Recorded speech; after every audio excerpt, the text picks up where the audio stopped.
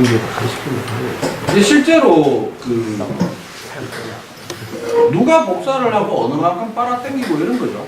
그러니까 보통 이제 요 내용 이제 채워 나갈 건데, 요 내용을 하게 됐을 때 학생들이 이제 제일 까탈스러워하는 게 뭐냐면, 이제 보통 이제 수능 문제를 푼다라고 할 때 제가 이제 좀 약간 비속어처럼 얘기해요. 그러니까 좀 흔한 이런 뭐라 해야 되지? 공식적인 언어가 아니라 다른 얘기로 하면 이런 거죠.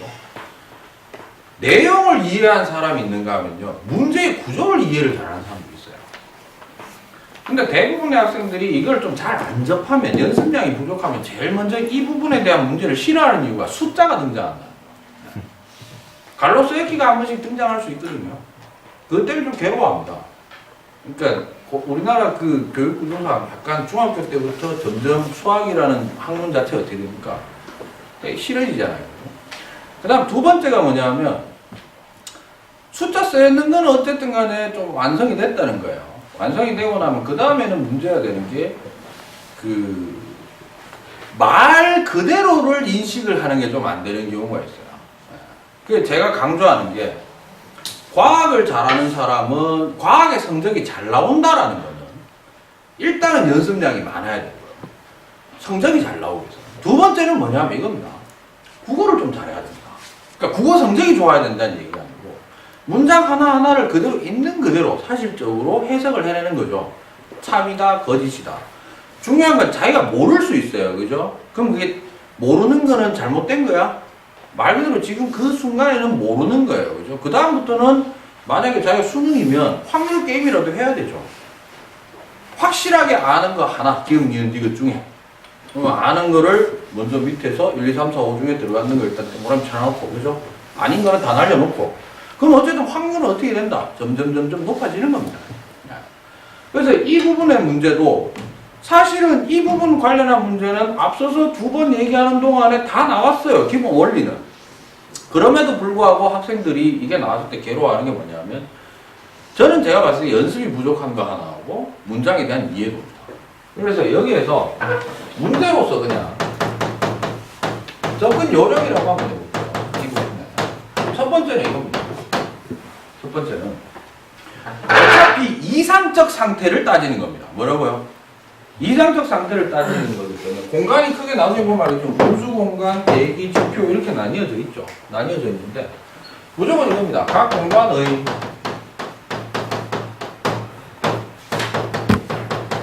열수지는 반드시 얼마가 돼야 됩니다. 빵입니다. 나중에 합산 다 했을 때 빵이 돼야 됩니다. 그 다음 두 번째, 에너지 이동을 파악을 하는 데 있어서 이동을 파악할 때 주의를 해야 되는 게 바로 뭐냐, 제가 이렇게 표현하겠습니다. 출발점과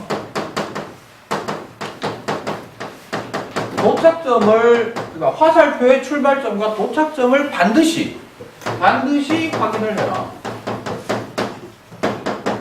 그럼 제가 이렇게 얘기해 볼까요? 지표가 흡수한 양 그러면은 도착점이 어디고, 지표란 얘기죠. 출발점은요, 태양이 될 수도 있고 대기가 될 수도 있고, 두 개 다 포함이 되는 겁니다. 근데 대놓고 지표가 대기로부터 흡수한 양 그러면은 그때는 그것만 따지고, 그게 이제 좀 잘 안 되는 경우가 좀 있어요.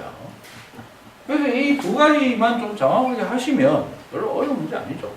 그래서 이전 세대가 조금 사용했던 내용으로 조금 접근을 하겠습니다. 자, 이 그래프의 전체적인 그 이해도를 얘기하자면, 왼쪽은 누구만 복사한다고 보자. 태양만 에너지를 던져주는 거예요. 태양에 에너지를 던져줬을 때, 몇일까요?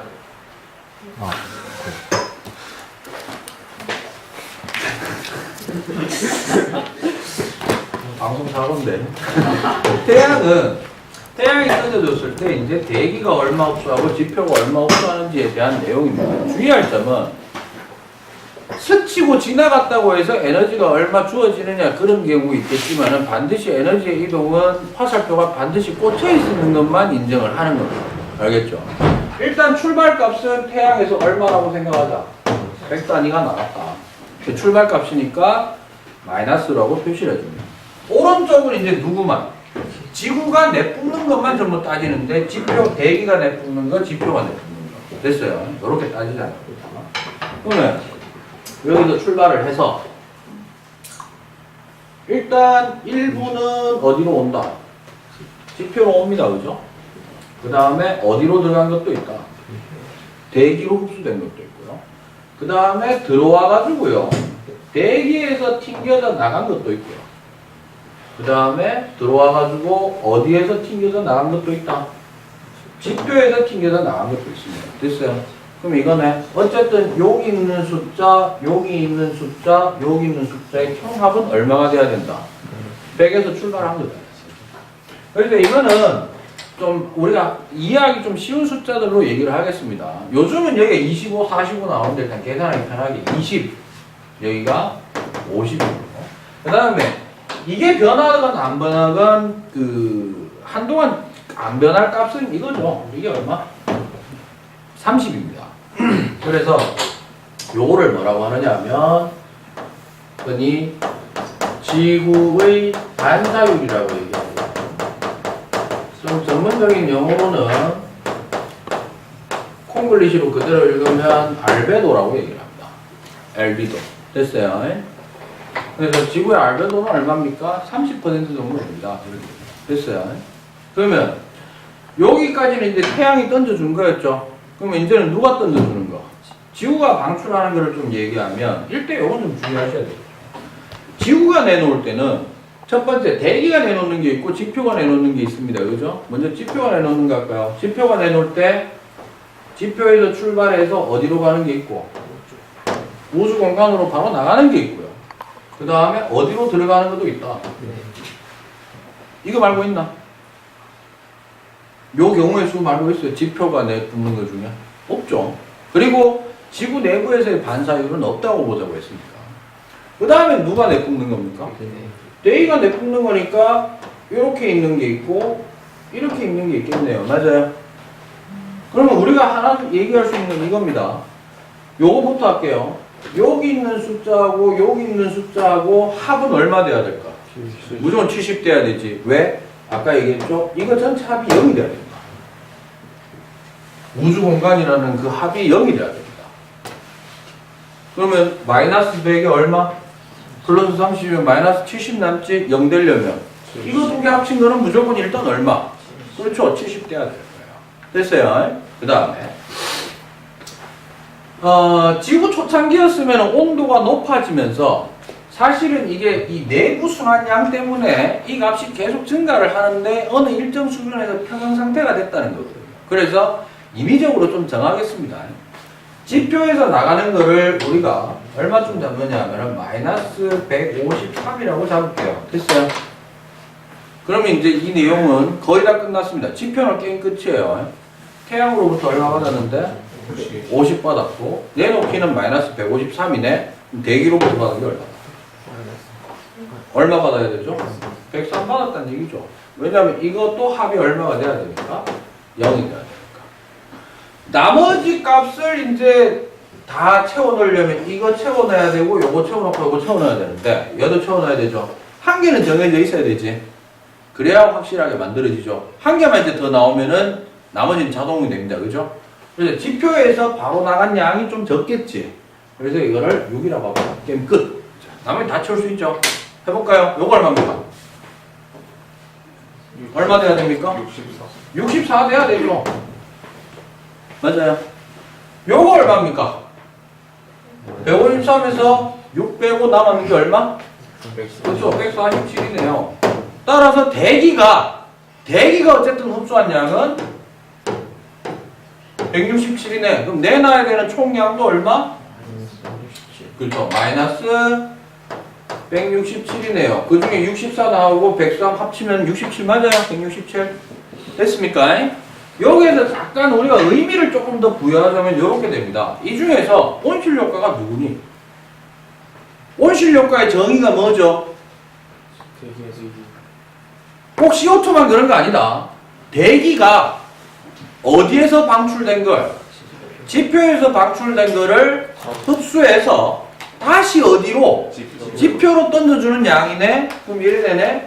큰 흐름으로 보자면 요 흐름부터 해서 요 흐름까지가 뭐다? 온실 효과에 해당하는 거고, 온실 효과의 실질적 그 영향은 요게 이제 좀 더 이제 얘기를 더 많이 하는 겁니다. 알겠어요? 그럼 이렇게 된다. 한동안 지구의 반사율은 변화가 없다고 가정합시다. 뭐라고요? 지구의 뭐는? 반사율은 변화가 없다고 합시다. 반사율 얼만데요? 반사율이 변화가 없다는 건 잘 들으라.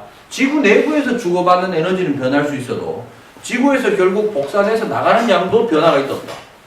요 숫자가 7, 63, 10, 60 이런 식으로 바뀌어도 총 나가는 양은 얼마? 70인 거는 변치 않는다라는 말이 됩니다. 맞아요? 오케이? 그러면 내부 숫자를 내가 변화시켜 볼게요. 잘 봐요. 나가는 값이 153이 아니고 예를 들어서 180이 나갔다고 합시다. 얼마? 근데 이거는 안 변했어요. 그럼 이게 변한 거지. 얼마 됩니까? 174 되죠. 그럼 받은 게 20에다가 174니까 나가는 게 얼마? 194 돼야 되고 위로 나간 건 64 그대로 나가면 되고요. 얼마? 64 빼면 130 남아요? 네. 130 되는 거예요. 그래도 평형이죠. 130 더하기 50 해서 마이너스 180 되고 제로 되고. 맞아요.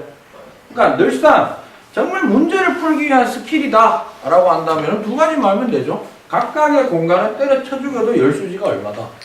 제로가 돼야 돼요. 두 번째, 화살표에 출발점의 총합의 절대값과 도착점에 표시된 절대값은 무조건 합은 역시 같아야 돼요. 알겠죠? 그런 형태로 여러분들이 생각하시면 되겠습니다. 됐나요? 네. 오케이? 네. 이렇게 하면 아마 뭐 생각이 없을 거예요. 됐죠?